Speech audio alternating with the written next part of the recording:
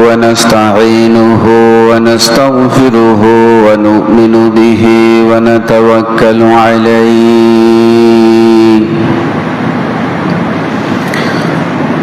ونعوذ بالله من شرور أنفسنا ومن سيئات أعمالنا من يهده الله فلا مضل له ومن يضلله فلا هادي له ونشهد أن لا إله إلا الله وحده لا شريك له ونشهد أن سيدنا وحبيبنا ومولانا محمدا عبده ورسوله الذي أرسله بالحق بشيرا ونذيرا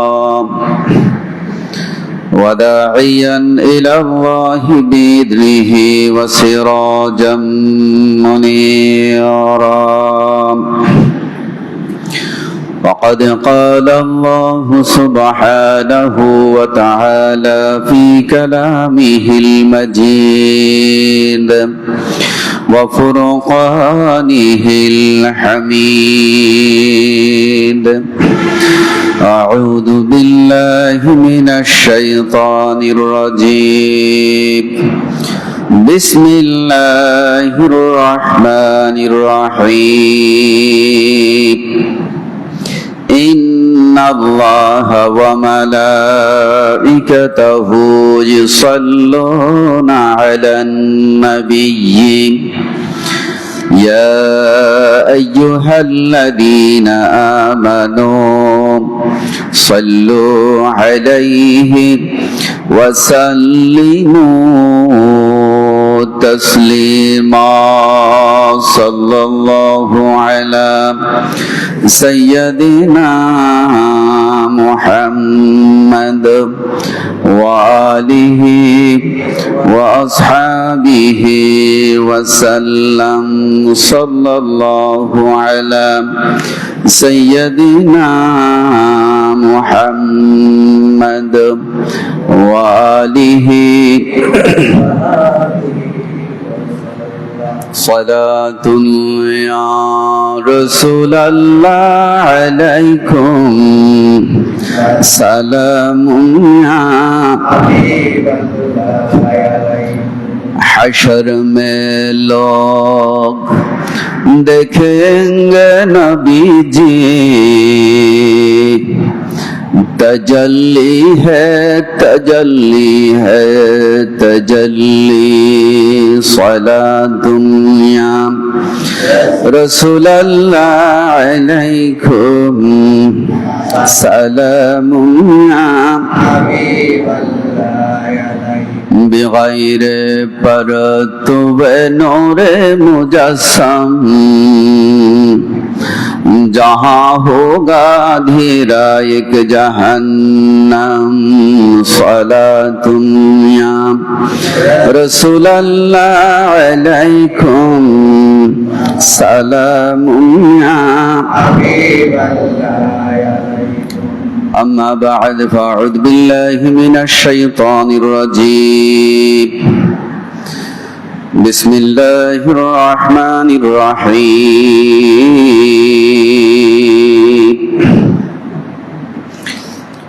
वलबिथू फी कहफिहिम 300 सिनीन वज़दादू 9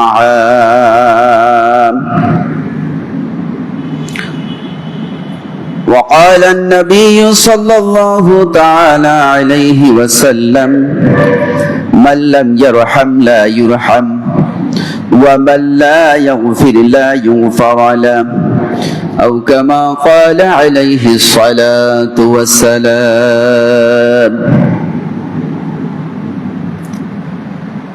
আজকের এই পবিত্র সফর মাসের দ্বিতীয় জুমাকে সামনে রেখে বাঁশবাড়িস্থ অত্র বাইতুন নূর জামে মসজিদে আগত সম্মানিত উলামায়ে কেরাম, মুরব্বিয়ানে ইযআম, দিনদার ইমানদার প্রিয় মুমিন মুসলমান মুসল্লি ভাইরা, আসসালামু আলাইকুম ওয়া রাহমাতুল্লাহি ওয়া বারাকাতুহু। আল্লাহ পাক রব্বুল আলামিনের দরবারে হাজারো শুকরিয়া যে মহান রব্বুল আলামিন আজকের এই পবিত্র জুমাকে সামনে রেখে আমাদের সকলকে সঠিক সময়ে অত্র বাইতুন নূর জামে মসজিদে এসে উপস্থিত হওয়ার যে তৌফিক এনায়েত করেছেন, তার জন্য মহান মালিকের দরবারে শুকরগুজার করছি আমরা সকলেই, বলি আলহামদুলিল্লাহ। অসংখ্য দরুদ এবং সালাম জনাবি মুহাম্মদ রাসূলুল্লাহ সাল্লাল্লাহু আলাইহি ওয়াসাল্লামের পবিত্র শানে পেশ করার মধ্য দিয়ে আমি আজকের যে জুমার আলোচনা আপনাদের সামনে তুলে ধরতে চাই। প্রিয় ভাইরা, আপনাদের সামনে আজকে একটা ঐতিহাসিক ঘটনা আল্লাহ পাক রব্বুল আলামিনের আখিরি কালাম পবিত্র কোরআনুল কারীম থেকে তুলে ধরতে চাই। যে ঘটনাটি রাসূল করিম সাল্লাল্লাহু আলাইহি ওয়াসাল্লামের আগমনের পূর্বে এবং হযরতে ঈসা আলাইহিস সালাতু ওয়াসসালামের আগমনের পরে সংঘটিত হয়েছিল। সেই ঘটনাটি আমি আপনাদের সামনে আল্লাহ পাক রব্বুল আলামিনের পবিত্র কোরআনুল কারীম, যার মধ্যে 114টি সূরা, অন্যতম একটা সূরা হচ্ছে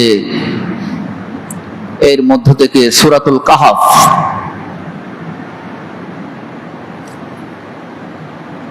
এই কাহফ নামক যে একটা সূরা, এই সূরার মধ্যে একটা চমৎকার একটা ঘটনা আল্লাহ পাক রব্বুল আলামিন তাম পৃথিবীর মানুষের জন্য সাইয়্যিদুল আম্বিয়া জনাব মুহাম্মদ রাসূলুল্লাহ সাল্লাল্লাহু আলাইহি ওয়াসাল্লামের উপরে যে 30 পারা কোরআনুল কারীমের অবতরণ আল্লাহর পক্ষ থেকে যে নাজিল করা হয়েছে, তার মধ্যে এই সূরাটা অন্যতম একটা সূরা। প্রিয় ভাইরা আমার,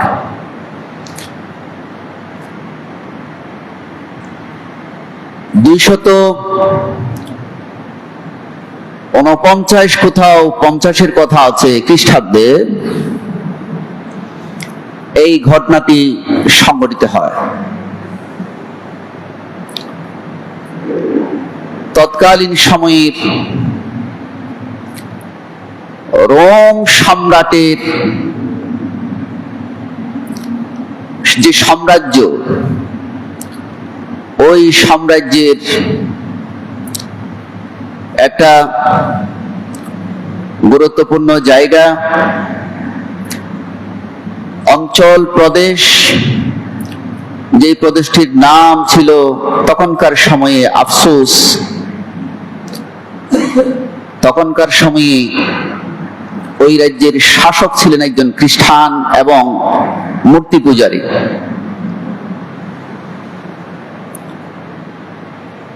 রাজার পক্ষ থেকে ঘোষণা দেয়া হলো,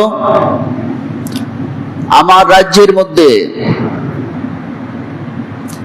যারা বসবাস করবে, থাকবে, তাদের সকলকে মূর্তি পূজা করতে হবে।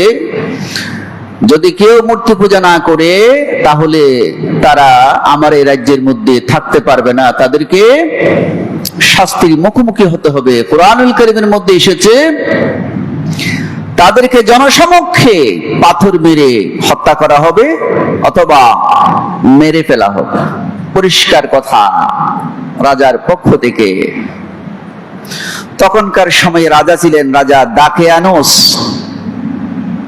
সেই ঘোষণা দিলেন সর্বত্র, শহরে, নগরে, গ্রামে, গঞ্জে, সবখানে খবর পরিষ্কারভাবে পৌঁছাই দিল, যারা মূর্তি পূজা করবে না আমার এই রাজ্যে, তাদের সকলকে জনসমক্ষে গ্রেফতার করে পাথর মেরে কিংবা হত্যা করা হবে।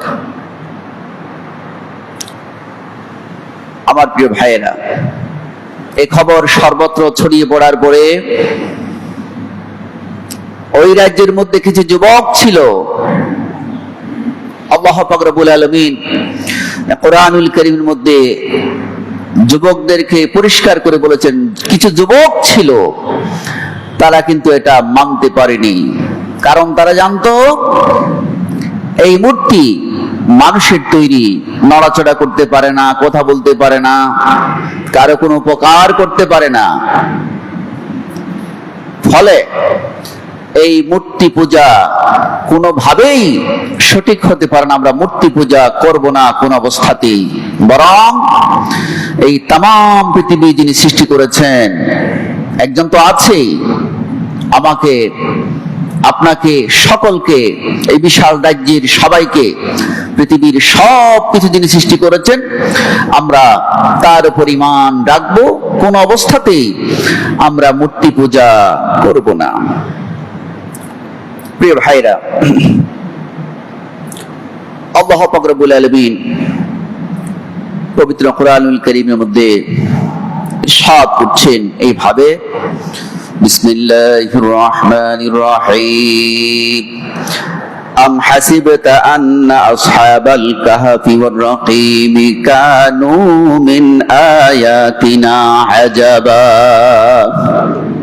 আল্লাহর পয়গম্বর সাইয়্যিদুল আম্বিয়া জনাব মুহাম্মদ রাসূলুল্লাহ সাল্লাল্লাহু আলাইহি ওয়াসাল্লামকে সম্বোধন করে বলছেন, নবী হে, আপনার কি মনে হয় না যে এই যে আসহাবে কাহফ এবং রাকিব, ওই যে গর্তের ভিতরে যারা অবস্থান গ্রহণ করেছিল একটানা 309 বছর, আমি রব্বুল আলামিন যাদেরকে ঘুমিয়ে রেখেছিলাম, এই ঘটনাটি তামাম পৃথিবীবাসীর জন্য যে একটা আশ্চর্যান্বিত, অবাক লাগার মতো, তাক লাগানোর মতো। সুতরাং আপনার কাছেও এই বিষয়টা সেরকম অবাক লাগবে, তাজ্জুব মনে হবে। আমার ভাইরা, আল্লাহ পাক রব্বুল আলামিন আল্লাহর গোলামদেরকে কিভাবে সাহায্য করেছিলেন, মদদ দিয়েছিলেন, যার জ্বলন্ত প্রমাণ এবং বিবরণ কোরআনুল কারীমের মধ্যে সূরাতুল কাহফের মধ্যে এসেছে। ইতিমধ্যে তারা বাড়িতে গিয়ে পৌঁছলো এবং বাবা মায়ের সাথে আলাপ আলোচনা শুরু করে দিল। পিতামাতা বলতে শুরু করলো, ও আমার কলিজার টুকরা সন্তান যুবক, রাজা দাকিয়ানুসের ঘোষণা, মূর্তি পূজা না করলে পরে সবার সামনে পাথর নিক্ষেপ করে তোমাদেরকে হত্যা করবে, মেরে ফেলবে। সুতরাং তোমরা তোমাদের মত পাল্টাও, মূর্তি পূজা করো, না হলে মেরে ফেলবে। কিন্তু সন্তানেরা, যুবকেরা, ওই 7 যুবক তাদের পিতামাতা, অভিভাবককে, গার্ডিয়ানকে পরিষ্কার করে এই কথা বলে দে, ও আমার বাবা, ও আমার মা, প্রাণ চলে যেতে পারে কখনো যে আল্লাহ পাক রব্বুল আলামিনের উপর ঈমান এনেছি, এই তামাম পৃথিবীর যিনি স্রষ্টা, যিনি সৃষ্টি করেছেন, তার উপর থেকে এক বিন্দু পরিমাণ, চুল পরিমাণ ঈমান আমরা ত্যাগ করব না। ফলে কোন অবস্থাতেই মূর্তি পূজা আমরা করব না। ইতিমধ্যেই রাজ্যের সবখানে খবর ছড়িয়ে পড়েছে, 7 জন যুবক যারা তাদের পিতামাতার কথা না শুনে কোনো অবস্থাতেই মূর্তি পূজা করবে না, রাজার ঘোষণার বিপরীতে অবস্থান নিয়েছে। তাদের গতিবিধি লক্ষ্য করার জন্য গোয়েন্দা বাহিনী সর্বত্র ছড়িয়ে আছে, তাদের পাহারায় দিচ্ছে এবং সকাল পর্যন্ত তাদেরকে সময় দেয়া হলো। যদি তারা তাদের মত না পাল্টায়, মূর্তি পূজা না করে, তাহলে তাদেরকে বেঁধে নিয়ে এসে জনসমক্ষে তাদেরকে হত্যা করা হবে, পাথর মেরে শেষ করে দেওয়া হবে। এই 7 জন যুবক আলাপ আলোচনা করলেন গোপনে কি করতে পারি। সবাই সিদ্ধান্ত নিলেন রাতের গভীরে অন্ধকারে আমরা এই মূর্তি পূজক শাসক, জালিম শাসকের রাজ্যে আমরা কেউ থাকবো না, এখান থেকে আমরা হিজরত করে পালিয়ে অন্য জায়গায় আমরা চলে যাব। দিনের বেলায় সম্ভব নয়, কারণ দিনের বেলায় পথ চললে হাঁটলে পড়ে দেখে ফেলবে ওই মূর্তি পূজারী রাজার বাহিনী, আমাদেরকে গ্রেফতার করে ফেলবে। সুতরাং সিদ্ধান্ত নিলেন রাত যখন অন্ধকার হয়ে যাবে, সব মানুষ যখন ঘুমিয়ে পড়বে, আমরা এক এক করে সবাই গিয়ে ওই অমুক জায়গায় সমবেত হব। একজন একজন গিয়ে একসাথে যাব না। সেখান থেকে সবাই পাহাড়ের উপর দিয়ে রওনা দেব, যেদিক দিয়ে মানুষের কোনো চলাচল নাই, হাঁটা চলা নাই। ঘটনা তাই হলো। একজন একজন করে রাতের গভীর আঁধারে রওনা দিলেন, কেউ যাতে টের না পায়। এক এক করে 6 যুবক ওই তাদের নির্দিষ্ট জায়গায় গিয়ে গোপনে সমবেত হলো, জমায়েত হলো। আরেকজন ব্যক্তি আসা শুরু করলেন, আরেকজন যুবক রয়ে গেল। কিন্তু ওই যুবক যখন বাড়ি থেকে বের হয়, বের হবার সময় তার ঘরের যে গৃহপালিত একটা কুকুর ছিল, কুকুরটাও তার পিছনে পিছনে রওনা দেয়। আমার ভাইয়েরা, আমরাও যার যার বাড়ি ঘরের মধ্যে কুকুর এবং বিড়াল লালন পালন করি। গৃহপালিত পশুদের মধ্যে কুকুর এবং বিড়াল অনেকের বাড়ির মধ্যে থাকে, খাওয়া দাওয়া দেয়, থাকার জায়গা দেয়। কুকুর এবং বিড়াল যদিও বা নাপাক হলেও পড়ে, মালিকের এত ভক্ত, মালিককে দেখলে পরে মাটির মধ্যে শুয়ে যায়, একদম নম্র হয়ে যায়।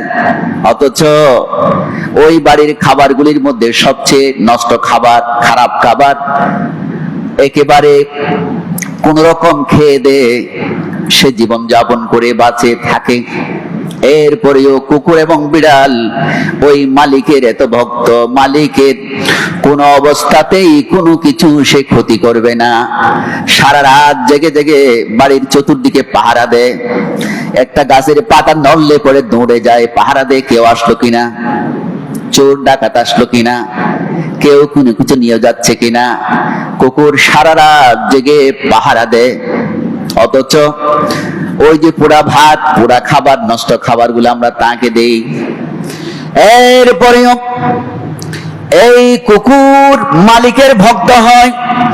সুতরাং আসহাবে কাহাফের ওই 7 নম্বরের যুবক যিনি ছিলেন, তার বাড়ির গৃহপালিত কুকুরটাও তার পিছনে পিছনে রওনা।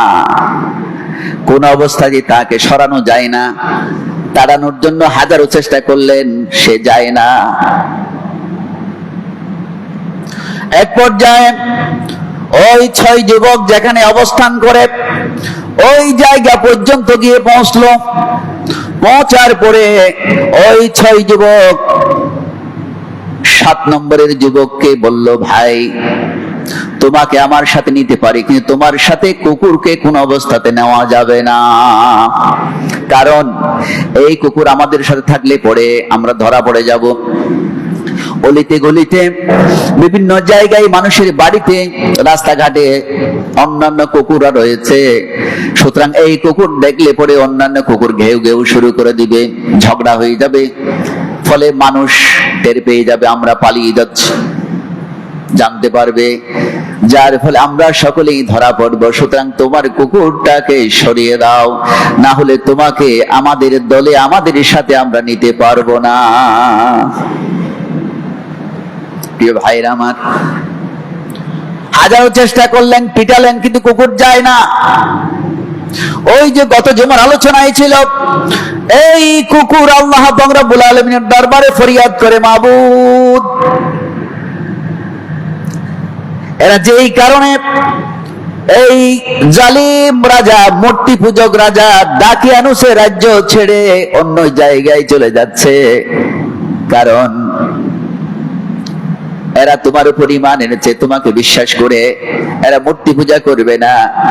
আমি কুকুর হওয়ার পরেও আমি এদের মতো তোমার উপর ঈমান এনেছি, তোমার উপর বিশ্বাস করেছি, আমি ওই মূর্তি পূজকের রাজ্যে থাকতে চাই না, থাকবো না। এটা বোঝানোর জন্য, যাতে আমি কথা বলতে পারি, তাদেরকে বোঝাতে পারি, সেই রকম একটা শক্তি আমার জবানটা তুমি একটু খুলে দাও না। আল্লাহ রাব্বুল আলামিন এই কুকুরের আবেদন মঞ্জুর করে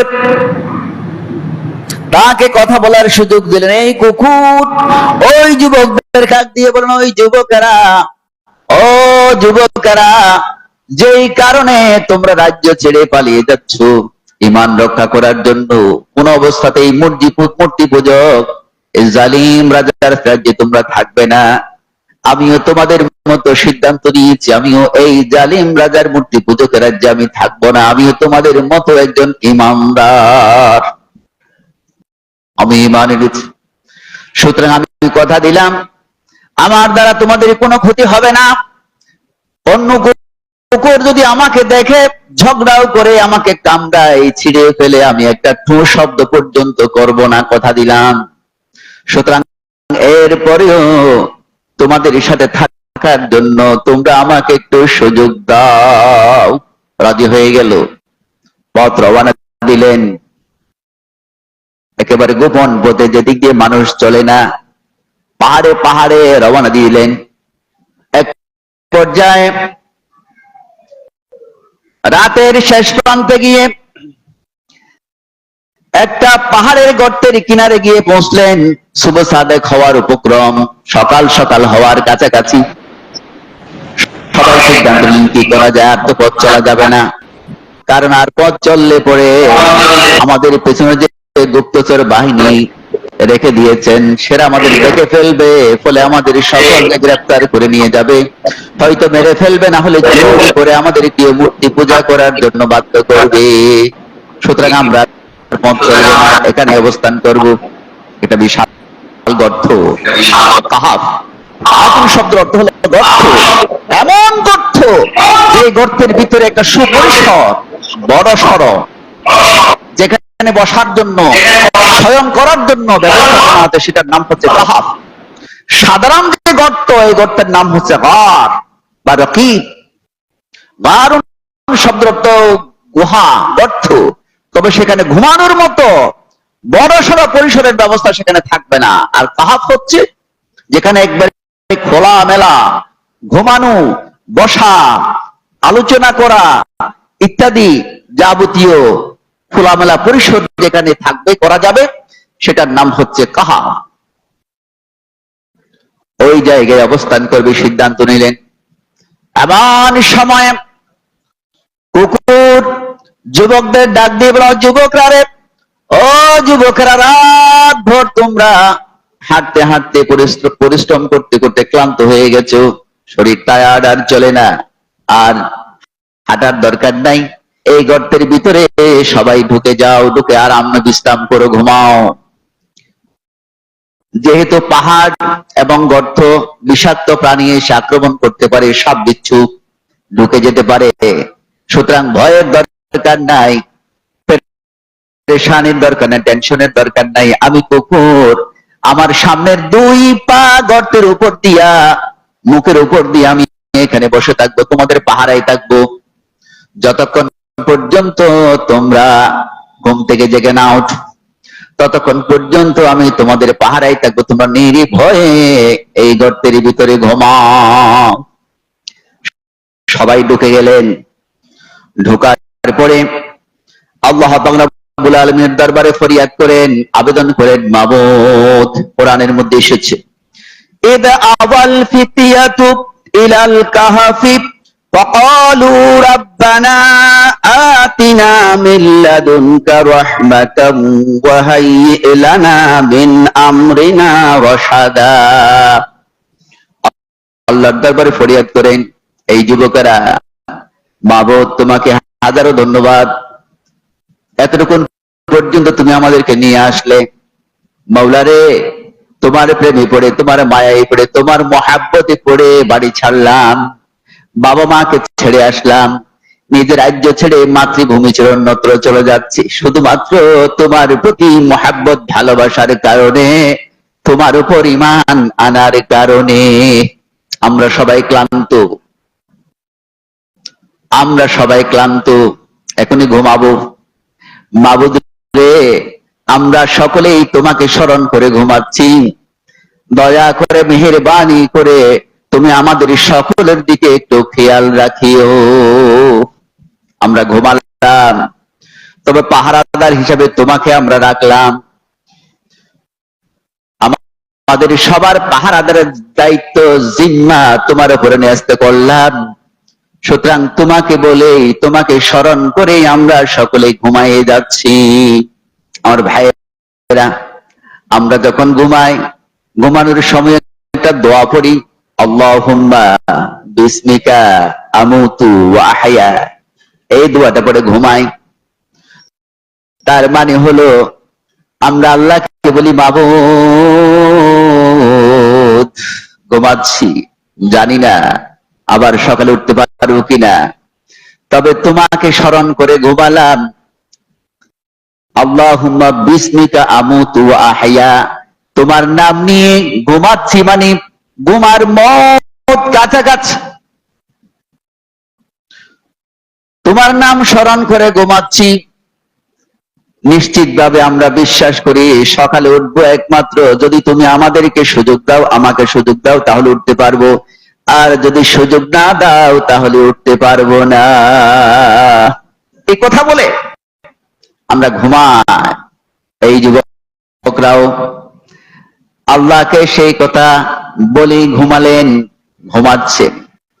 আল্লাহ রাব্বুল আলামিন পবিত্র কোরআনুল কারীমের মধ্যে বলেন, আমার বান্দারা যখন আমাকে বলে ঘুমালো, তাদের ঘুমে যাতে কোনো ব্যাঘাত না হয়, সমস্যা সৃষ্টি না হয়, বাহিরে যতই ঝড় তুফান চলুক যাতে তাদের কোনো ডিস্টার্ব না হয়, সেই ব্যবস্থা আমি রব্বুল আলামিন তাদের জন্য করে দিই, কারণ তারা আমাকে সেই দায়িত্ব দিয়ে দেয়। আল্লাহ রব্বুল আলামিন বলেন, وضربنا على آذانهم في الكهف سنين عددا وضربنا على آذانهم। আল্লাহ রাব্বুল আলামিন বলেন, তাদের কানে, তাদের কানটাকে আমি রব্বুল আলামিন বন্ধ করে দিলাম। তাদের কানের যে কাজ আছে সেই কাজটাকে আমি উঠিয়ে নিয়ে নিলাম। তার মানে হলো, মানুষ সাধারণত ঘুমিয়ে পড়লে পরে চোখ বন্ধ হওয়ার পরেও কানে অনেক কিছু শোনে, কান শোনে, ফলে আশেপাশে কেউ চিৎকার করলে পরে এক পর্যায়ে উঠে যায়, ওই যে কানে শোনে তার জন্য। এদের কানে যাতে কোন ধরনের সমস্যা না হয়, যত শব্দ হোক, ঝড় তুফান, বাহিরে যাই কিছু হোক, যাতে তাদের কানে না আসে, সেজন্য আল্লাহ রাব্বুল আলামিন বলেন, ফাদরাবনা আলা আযানিহিম, তাদের কানের উপরে আমি এমন ব্যবস্থাপনা করে দিলাম যার ফলে তাদের কানে আর কোনো শব্দ সেখানে পৌঁছবে না। ফিল কাহাফি সিনিনা আদাদা, বেশ কয়টা বছর আমি রব্বুল আলামিন এইভাবে তাদের জন্য আমি করে দিলাম। কোরআনের মধ্যে এসেছে কয় বছর, সেটা আল্লাহ রাব্বুল আলামিন কোরআনুল কারীমে বলছেন, এক টানা ওয়ালাবিসু ফি কাহাফিহিম সালাসামিআতিন সিনিনা ওয়াজদাদু তিসআ, এক টানা 309 বছরে ঘুমে আমি রব্বুল আলামিন তাদেরকে সেখানে রাখলাম। জোরে জোরে বলি সুবহানাল্লাহ। তাদের ঘুমে যাতে কোনো ব্যাঘাত না হয়, আল্লাহ রাব্বুল আলামিন সূর্যকে ডাক দেন, সূর্যরে সকাল বেলা যখন তুমি উঠবে, তোমার সরাসরি আলো যাতে আমার বান্দাদের চোখে কানে গায়ে না পড়ে, কারণ ঘুম ভেঙে যাবে। আবার সূর্যের একটু আলোরও প্রয়োজন আছে, যাতে সবকিছু ঠিকঠাক থাকে, আলো বাতাসেরও প্রয়োজন আছে। সুতরাং যখন তুমি উঠবে, আল্লাহ রাব্বুল আলামিন কোরআনুল কারীমের মধ্যে বলেন, ওয়াতারাশ শামসা ইদা তালাআত তাযাওয়ারু আন কাহফিহিম যাতাল ইয়ামিন ওয়া ইদা গরাবাত তাকরিদুহুম যাতাশ শিমালি ওয়া হুম ফি ফাজওয়াতিন মিনহু। আল্লাহ রাব্বুল আলামিন বলেন, আমার বান্দাদের যাতে কোনো সমস্যা না হয়, ঘুম ভেঙে না যায়, ঘুমের ব্যাঘাত না হয়। সূর্য রে, যখন তুমি সকালে উঠবে তখন তুমি একটু তাদের ডান পাশ দিয়ে চলে যেও, ডান দিকে যাবে, যাতে তোমার সরাসরি কোনো তোমার আলো, তোমার ফোকাস যাতে আমার বান্দাদের শরীরে না পড়ে, চোখে না পড়ে। আর যখন তুমি অস্ত যাবে, আমার বান্দাদের বাম পাশ দিয়ে যাবে, তখনও যাতে আমার বান্দাদের কোনো ব্যাঘাত না হয়, ঘুমের কোনো সমস্যা না হয়, ঘুম ভেঙে না যায়। কারণ আমার বান্দারা ঘুমানোর সময় আমাকে দায়িত্ব দিয়ে গেছে, মাবুদ আমরা সবাই ঘুমাচ্ছি, তুমি একটু খেয়াল রাখিও, আমাকে বলে গেছে। আমার ভাইয়েরা, এভাবে ঘুম চলছে আর চলছে আর চলছে। এক পর্যায়ে আল্লাহ রাব্বুল আলামিন বলেন, 309 বছর পরে যখন তাদের ঘুম ভেঙে যায়, হঠাৎ ঘুম ভেঙে যায়, ভেঙে যাওয়ার পরে وَكَذَلِكَ بَعَثْنَاهُمْ لِيَتَسَاءَلُوا بَيْنَهُمْ قَالَ قَائِلٌ مِّنْهُمْ كَمْ لَبِثْتُمْ قَالُوا لَبِثْنَا يَوْمًا أَوْ بَعْضَ يَوْمٍ। বলা বলি শুরু করতে লাগলো একে অপরকে, ওরে ভাইয়েরা, এই যে ঘুমালাম, দারুণ এক ঘুম হলো, মজার ঘুম হয়েছে, ক্লান্তি সরে গেছে, বলো তো আমরা কতক্ষণ ঘুমালাম, কদিন ঘুমালাম? তখন তাদের মধ্যে কেউ বলে হয়তো একদিন ঘুমাইছি, আবার কেউ কেউ বলা শুরু করলেন একদিন নয়, অর্ধদিন হবে মনে হয়, আধা দিন হবে মনে হয়। কারণ আমরা যখন রাতের শেষ প্রান্তে যখন ঘুমানো শুরু করলাম সুবহ সাদিকের সময়, এখন দেখি আসরের পর পর সময়, মাগরিব এখনো হয় নাই, মাগরিবের পূর্বক্ষণ, আসর এবং মাগরিবের এই সময়, আসর এবং মাগরিবের মাঝামাঝি সময় এখন। সুতরাং বলা যায় একদিন পুরাও বলা যাবে না, আবার অর্ধ দিনও বলা যাবে না। তাদের মধ্যে আবার কেউ বললেন যে ক্বালু রাব্বুকুম আ'লামু বিমা লাবিসতুম, একদিন না অর্ধদিন আমরা তো কেউ বলতে পারবো না, আল্লাহ রাব্বুল আলামিন ভালো জানেন, আমাদের রব, আমাদের মালিক, যিনি আমাদের সৃষ্টি করেছেন, তিনি ভালো জানেন আমরা কতক্ষণ ঘুমালাম, আর এটা নিয়ে তর্ক করার দরকার নাই। এবার শুরু হয়ে গেল, তারা পর্যালোচনা করলেন, প্রচন্ড খিদা পেয়েছে, ঘুমের পরে উঠলাম আমরা সবাই ক্ষুধার্ত, সারা রাত হেঁটেছি, অপরদিকে ঘুমালাম, এখন সবাই ক্ষুধার্ত। আসার সময় যে যা নিয়ে আসলাম, যে যতরকম টাকা পয়সা বাড়ি থেকে যা পেয়েছে আমরা তো সবাই নিয়ে এসেছি, সুতরাং একটা কাজ করো, ফাবাসু আহাদাকুম বিওয়ারাকিকুম হাদিহি ইলাল মাদিনা, এই যে আমাদের পাশে এই যে একটা বাজার আছে, যে বাজারটা আমরা সবাই চিনি, ওই বাজার থেকে কিছু খাবার কিনে নিয়ে আসার জন্য আমাদের মধ্য থেকে যিনি চালাক, চতুর, বুদ্ধিমান, দূরদর্শী সম্পন্ন, আমরা তাকে পাঠাই, যাও আমাদের সবার জন্য কিছু খাবার কিনে নিয়ে আস। প্রচন্ড সবার খিদে পেয়েছে, তবে খেয়াল রাখবে, ফালয়ানজুর আইয়ুহা আজকা তাআমান ফালয়াতিকুম বিরিজকিন মিনহু, খাবার তো কিনবে, হালাল খাবার নেবে, কারণ এই যে মূর্তি পূজক রাজা দাকিয়ানুসের সময়ে তাদের কাছে হালালের কোনো গুরুত্ব নাই, তার হারাম খাবারও খায়। সুতরাং হোটেল থেকে খাবার নিতে যাবে, জেনে শুনে যাচাই বাছাই করে হালাল খাবার, যেটা বৈধ, যেটা হালাল পবিত্র, ওই পবিত্র হালাল খাবারটা কিনে নিয়ে আসবে।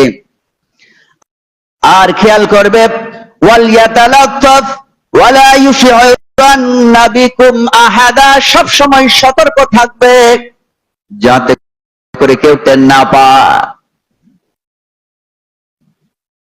কারণ কেউ টের পাইলে পরে সমস্যা তৈরি হয়ে যাবে, আমাদেরকে জালিম রাজা গ্রেফতার করে নিয়ে যাবে, যাওয়ার পরে হয়তো মেরে ফেলবে, না হয় জোর করে মূর্তি পূজকদের ধর্মে আমাদেরকে বাধ্য করবে মূর্তি পূজা করার জন্য।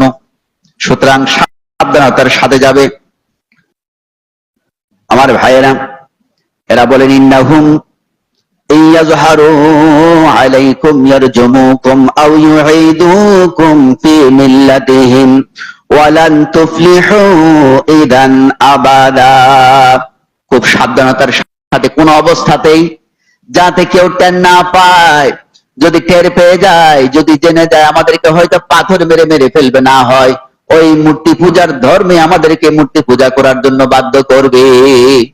বাজারে চলে গেলেন পবিত্র খাবার নেওয়ার জন্য।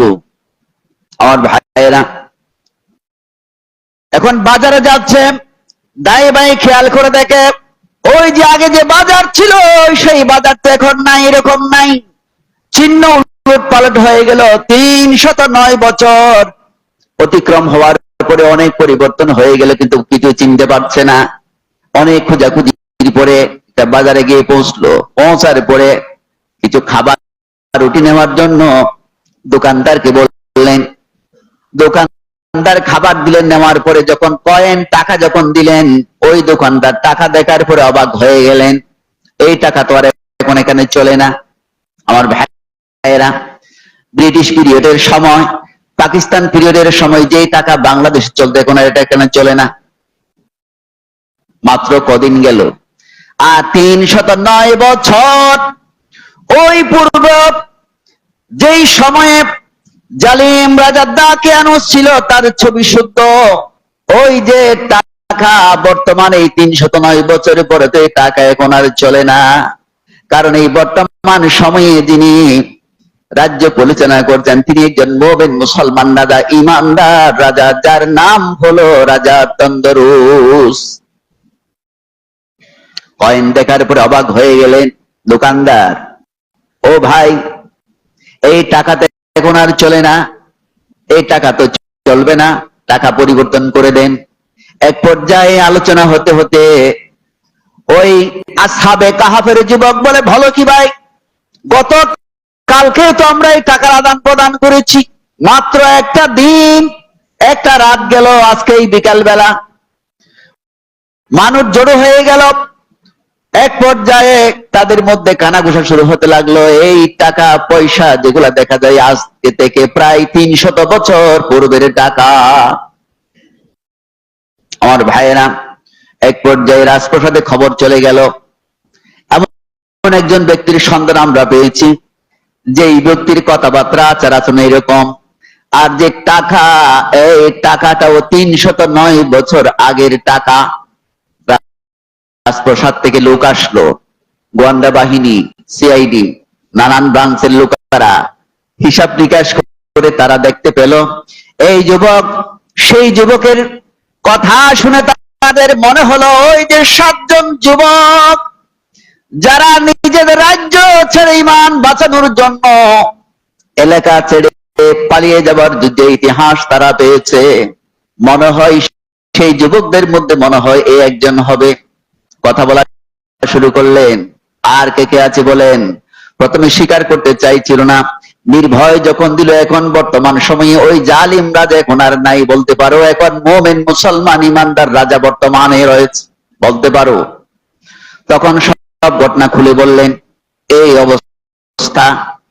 সবাই ওই যুবকরা যে গর্তের মধ্যে রয়েছে সেই গর্তে যাবার জন্য, তাদেরকে দেখার জন্য উৎসুক হয়ে আছেন লক্ষ লক্ষ জনতা।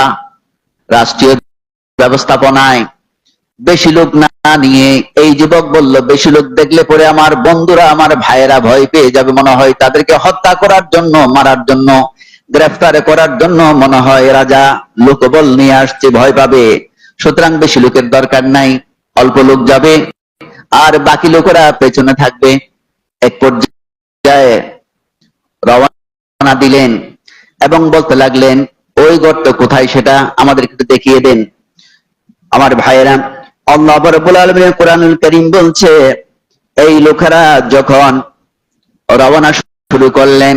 এক পর্যায়ে ওই যুবক তাদেরকে সান্ত্বনা দিয়ে বলেন, ও আমার ইমানদার ভাইয়েরা, আপনারা একটু এখানে অপেক্ষা করুন, আমার বন্ধুদেরকে, যুবকদেরকে আমি বুঝাই বলবো, বুঝাই বলার পরে তাদেরকে আমি বের করে ওখান থেকে নিয়ে আসব। কারণ আপনারা একসাথে এখানে গেলে পরে আমার সাথে আপনাদের দেখলে পরে তারা ভয় পেয়ে যাবে, সেখানে মারাও যেতে পারে, তার জন্য। সুতরাং আপনারা অপেক্ষা করুন, আমি তাদেরকে নিয়ে আসছি বুঝাই। সবাই দাঁড়িয়ে আছে। রওনা দিলেন যুবক। এক পর্যায়ে গর্তের কিনারে গেলেন, যাওয়ার পরে গর্তের ভেতরে ঢুকে গেলেন। ঢুকার পরে বন্ধুদের সাথে সব ঘটনা তিনি বর্ণনা করতে লাগলেন। কিন্তু ওই যুবকেরা ওই গর্ত থেকে আর বের হয় না।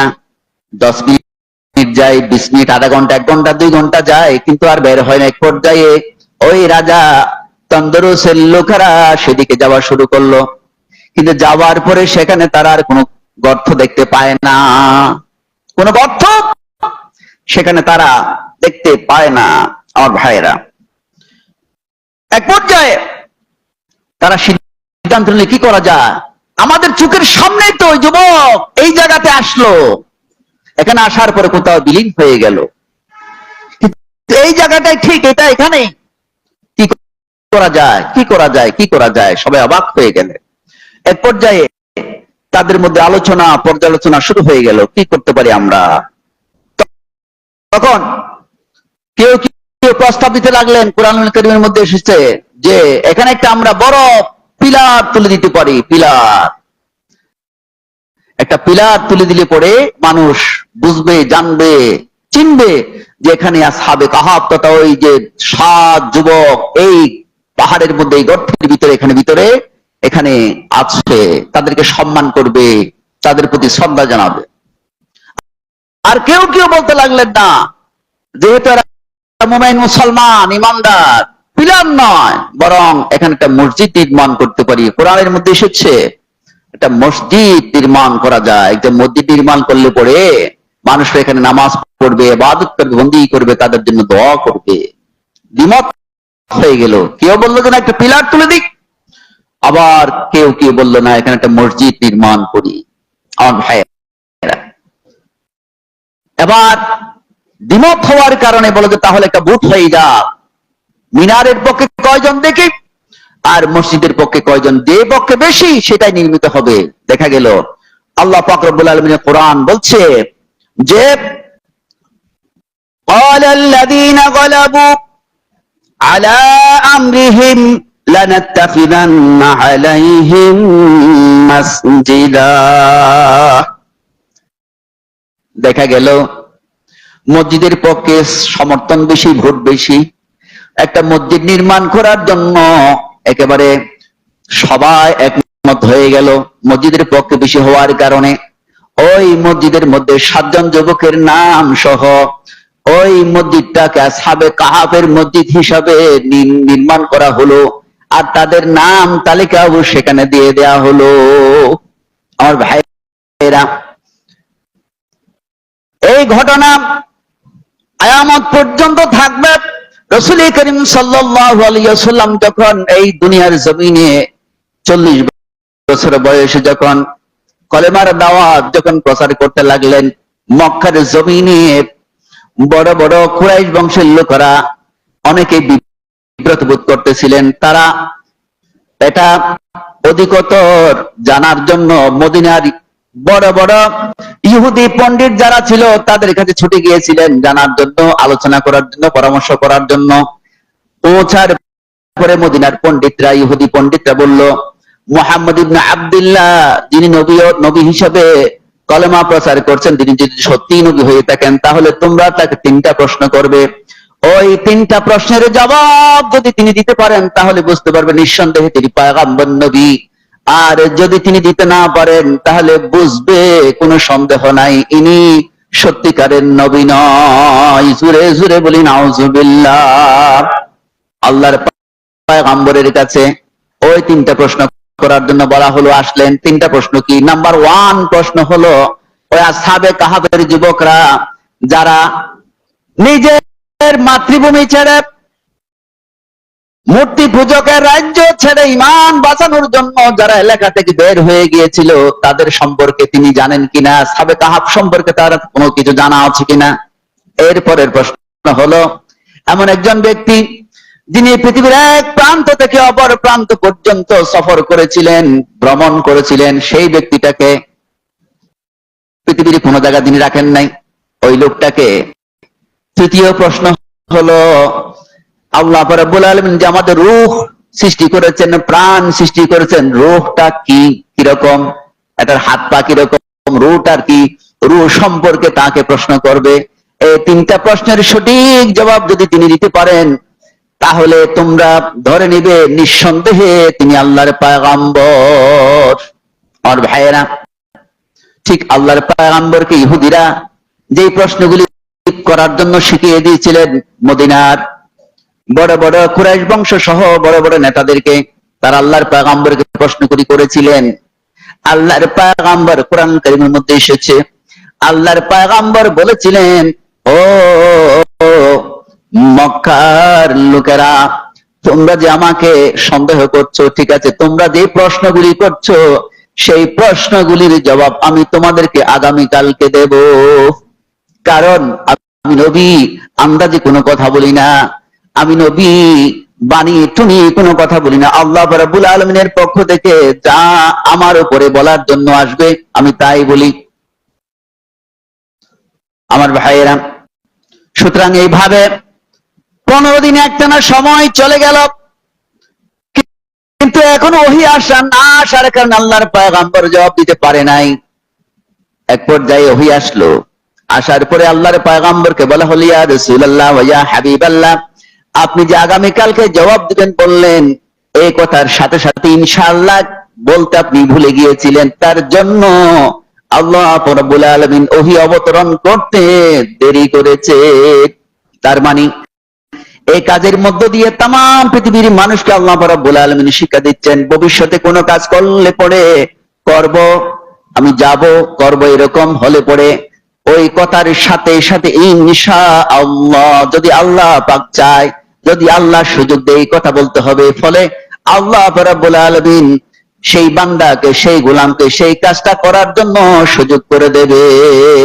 আমার ভাইরা, আসুন আমরা সকলেই আসহাবে কাহাফের এই ঘটনা থেকে আমরা এমন শিক্ষা গ্রহণ করি যাতে করে আপনার প্রত্যেকটা কাজে আমরা আল্লাহ পাক রব্বুল আলামিনকে স্মরণ রাখি। আল্লাহর উপর যে ঈমান, সেই ঈমানকে কোন অবস্থাতেই আমরা ফেলে দিতে পারি না, অবহেলা করতে পারি না। ঈমানের উপর আমরা সকলেই অটুট থাকি, মজবুত থাকি, আর প্রত্যেকটা কাজের মধ্যে আমরা আল্লাহকে স্মরণ রাখি। ভবিষ্যতে যে কাজ আমরা করব সেই কাজের প্রত্যেকটা কথায় আমরা আল্লাহকে স্মরণ করবো ইনশাআল্লাহ, যদি আল্লাহ পাক সুযোগ দেয় এই কাজটা আমরা করব। আল্লাহ পাক আমাদের সকলকে বোঝার এবং আমল করার তৌফিক দান করুক। সকলে বলে আমিন। আসসালামু আলাইকুম ওয়া রাহমাতুল্লাহি ওয়া বারাকাতুহু।